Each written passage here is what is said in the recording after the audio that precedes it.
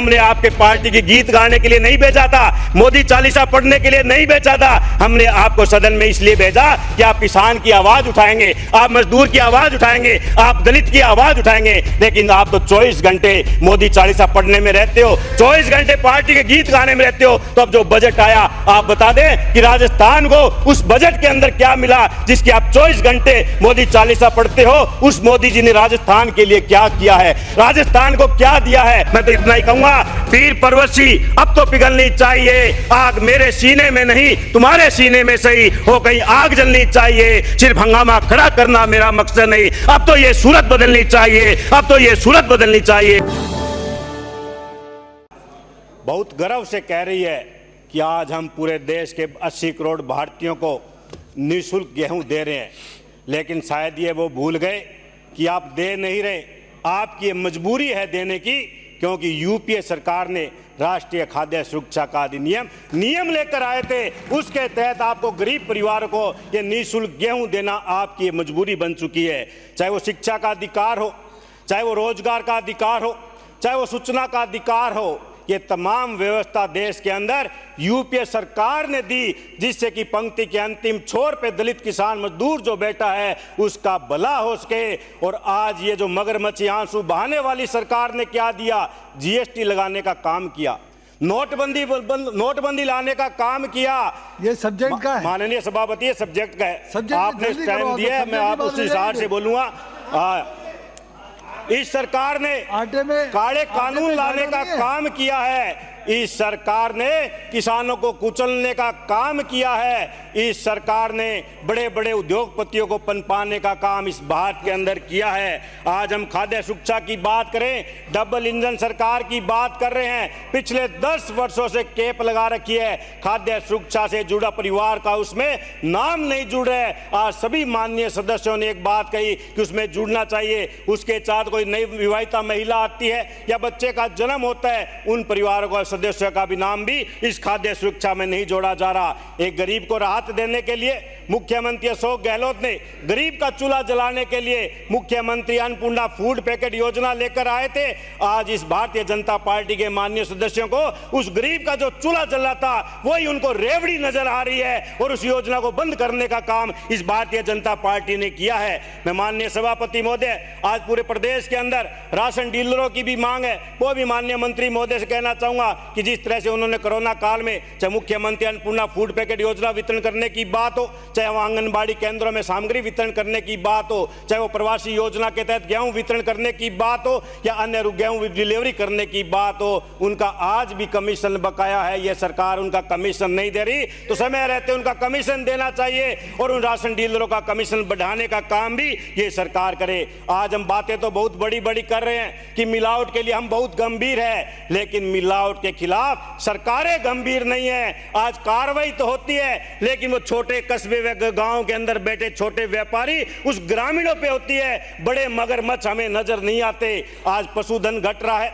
पशुपालकों की संख्या कम हो रही है। दूसरी तरफ चाहे हमें कितना भी घी लेने की जरूरत कहो, चाहे दही की चाहिए, चाहे दूध चाहिए, वो कहां से आता है। हमें आज के दिन इस जरूरत है उन बड़े मगरमच्छों को पकड़ने की, जो बड़े बड़े राजनेताओं के संरक्षण में जो पूरे देश के अंदर ये व्यापार बना रखा है, खाद्य सामग्री में जो मिलावट का काम कर रहे हैं। हमें बड़े मगरमच्छों पर जब तक कार्रवाई नहीं होगी तब तक छोटे व्यक्तियों पर कार्रवाई करने से कुछ नहीं होगा।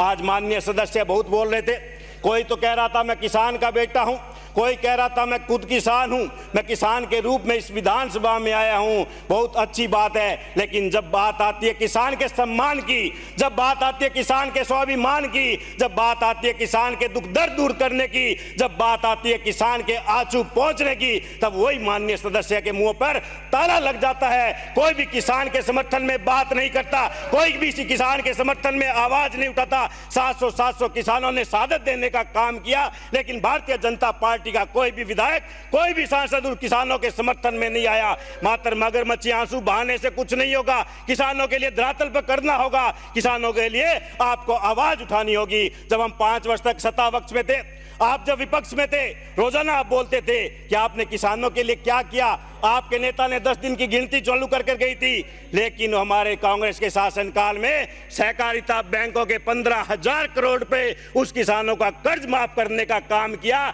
और आपके नेताओं ने क्या कहा कि किसान की आदत खराब ना करे, किसान खराब हो जाएगा।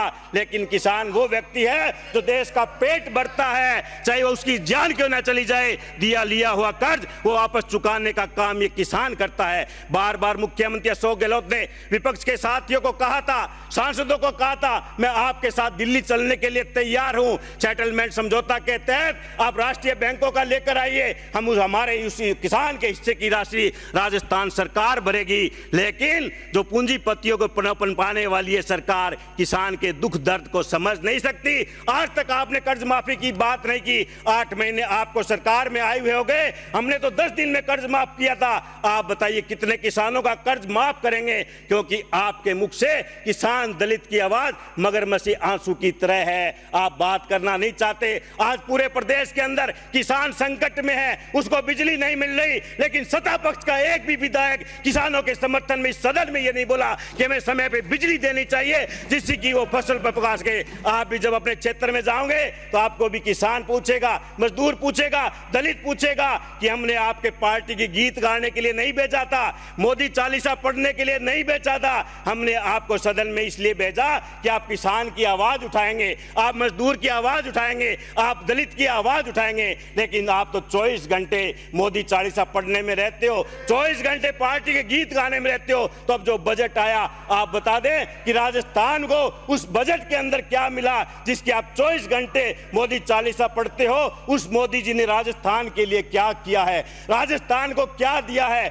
25-25 2 बार हमने सांसद देकर भेजे, लेकिन एक भी काम आपकी सरकार ने नहीं किया है। माननीय सभापति महोदय, अब मात्र किसानों को 5,000 रुपए ऋण देने का सहकारिता के माध्यम से दिया गया है, पुराने किसानों को भी 1.5 लाख तक का ऋण नहीं मिल रहा है। मैं भी आपके माध्यम से सरकार से मांग करता हूं कि आप उन किसानों को ऋण देने का काम करें जिससे कि किसान फसल बिजाई कर सके। माननीय सभापति महोदय, अभी टाइम नहीं हुआ है, आप मुझे बोलने दे। अभी 10 सदस्य और बोलने बाकी है।